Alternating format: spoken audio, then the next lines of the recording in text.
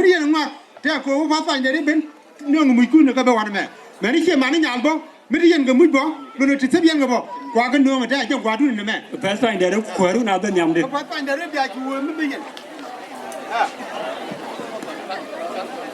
ya ban tin ko ken con cái liếng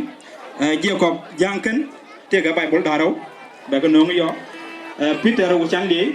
te ga yang night ñu go dio David Quet te yudi kin dio te yudi kit ken bol James Dab te yudi kit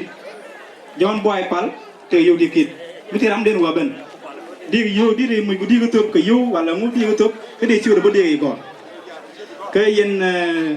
chieng quang nó con thì nó tới bãi cho nó cái chia mặn như vậy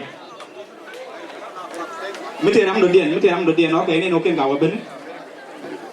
anh biết không lâu ơi con cái gì